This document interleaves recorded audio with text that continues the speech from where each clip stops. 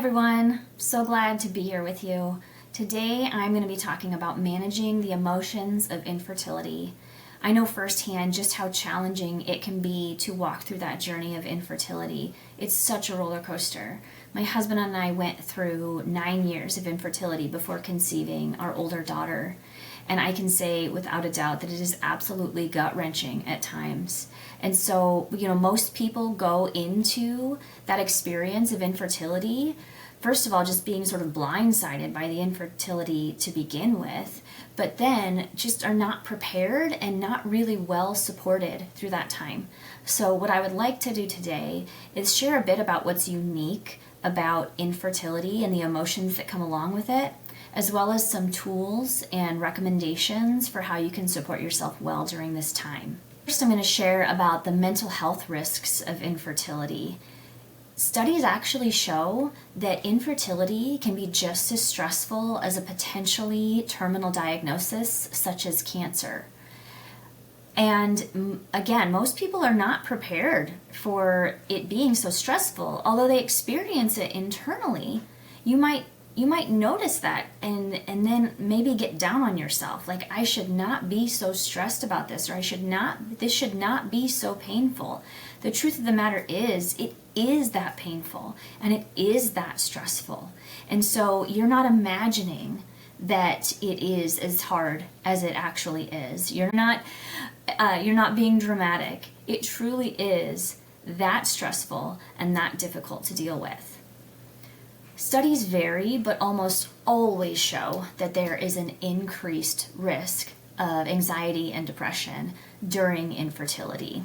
Infertility also correlates with an increase in postpartum mood and anxiety disorders, which probably seems unfair, like I shouldn't have to go through both of these things, but there's a lot that goes into it. There's a lot of stress on the infertility side, and many times parents are entering into parenthood already having experienced that stress. Maybe there's additional nervousness or anxiety around whether or not you'll be able to carry to term, or what it's going to be like to be a parent. And then there are also increased risks, like if infertility is the result of a specific health condition, that might contribute to potential anxiety and depression postpartum as well. Fertility also impacts every area of your life: your finances, your emotions, your career, your relationships, your physical body. There's so much that is impacted by infertility. It can be just sort of overwhelming and all-consuming. There's also an increase in problematic thoughts during this time. Going through such a stressful situation increases one's negative thoughts about themselves and about other people.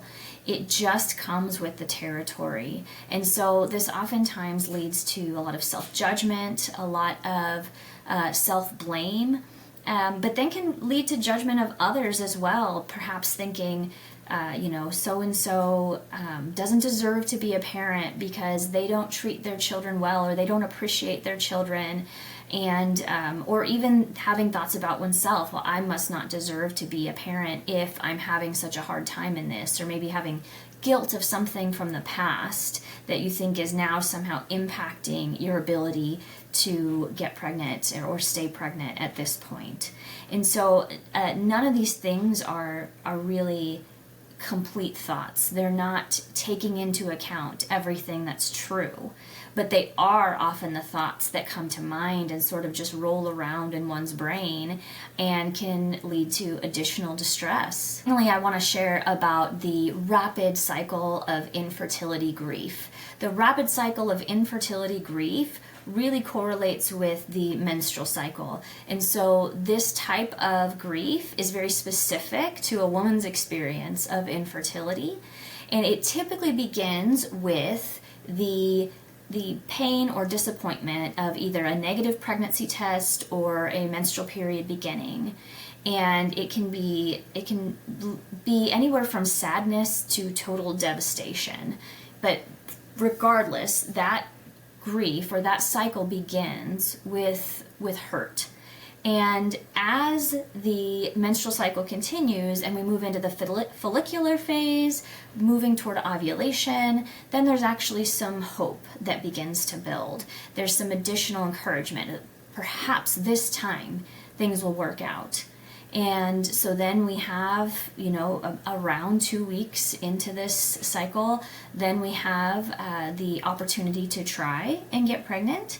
And then after ovulation, then we have the sort of anticipation and anxiety of what if this didn't work, or what if it did? It's kind of this back and forth, and as we lead to being able to take a pregnancy test or potentially beginning another menstrual period, then a lot of times there is the anxiety of what if. So it's sort of like after ovulation, that anxiety just sort of kind of builds and builds and builds, and then gets to that place where we have that negative pregnancy test, or we have that menstrual period starting, and we start that cycle all over again.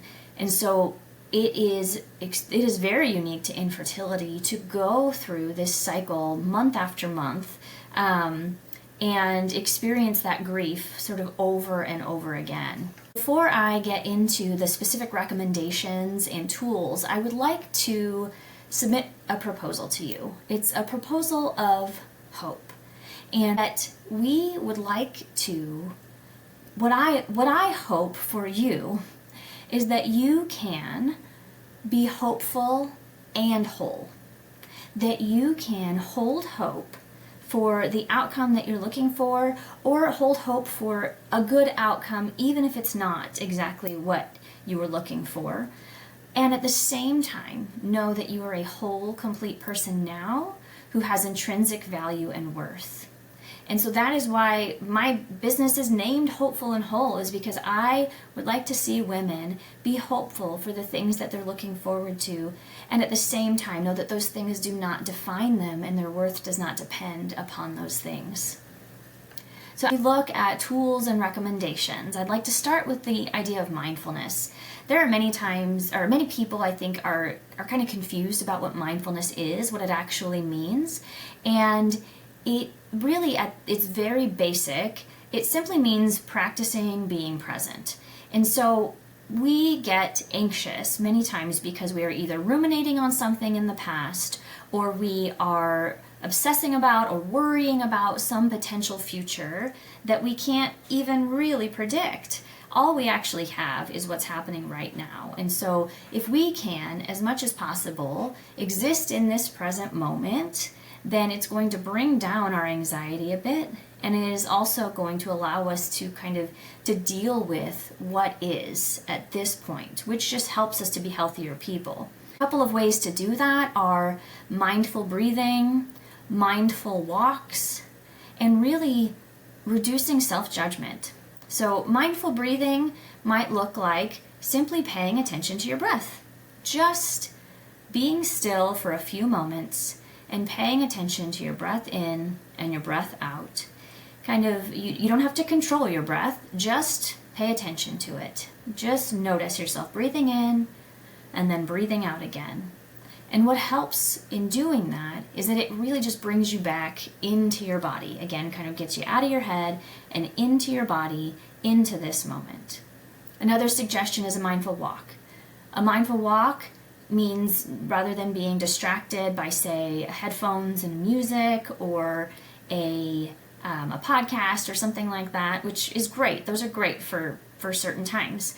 But if you're really in need of a mindful walk, then what I would recommend is taking that walk and just noticing what you see, noticing what you hear, noticing how you feel, just really paying attention to what's around you. And again, bringing yourself back into the present moment. And the more we do this, the more we're retraining our brain then to be in the now, rather than the anxiety of worrying about the future. And then as far as reducing self-judgment, I think the biggest component of that is reducing the judgment around the emotions that you feel. This is, as I've said, a very stressful and highly emotional time, and you're allowed to have the feelings that you feel.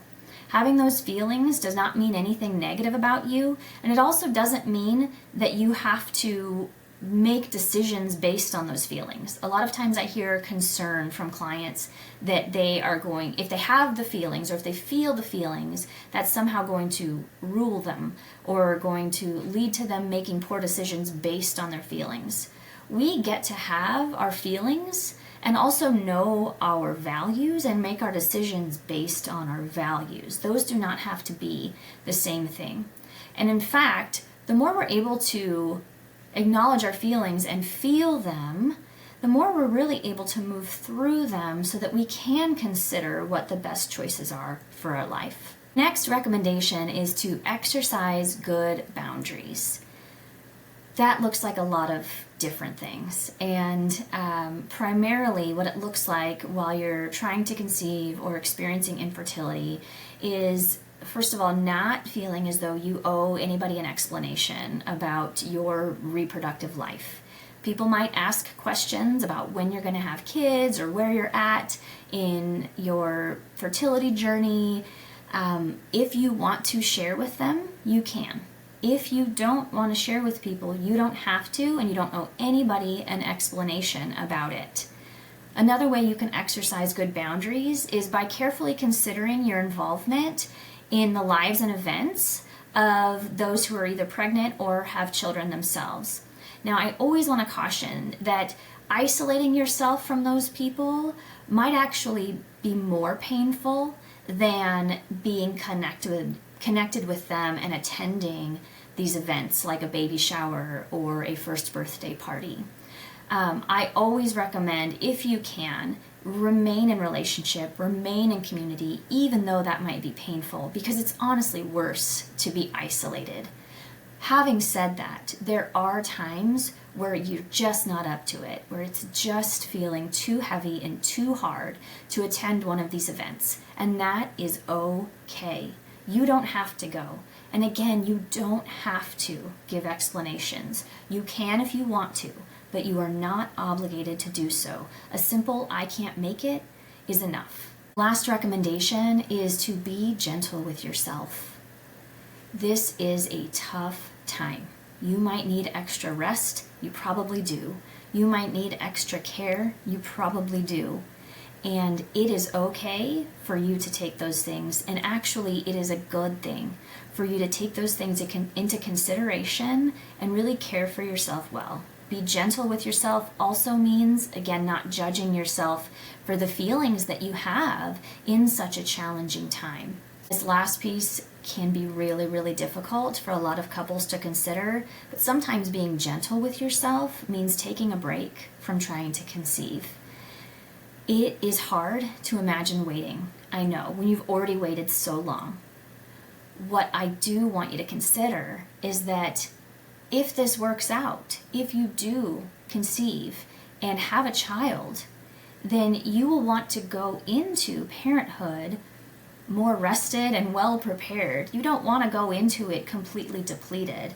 In fact, when you are so depleted and you are so stressed, you're likely to make choices for yourself on this journey that really don't align with your values. And so sometimes taking a break, even if it's just for a month, or it could be longer, but sometimes taking that break is what you need to kind of reset and just be yourself for a bit, and then jump back in and make those decisions that you need to make. Last thing I want to say to you is I want to remind you that you have inherent value just as you are today. Your status as a parent, as a mother, your fertility status has no bearing on your value as a human being. You have intrinsic value today, and I want you to remember that if you remember nothing else.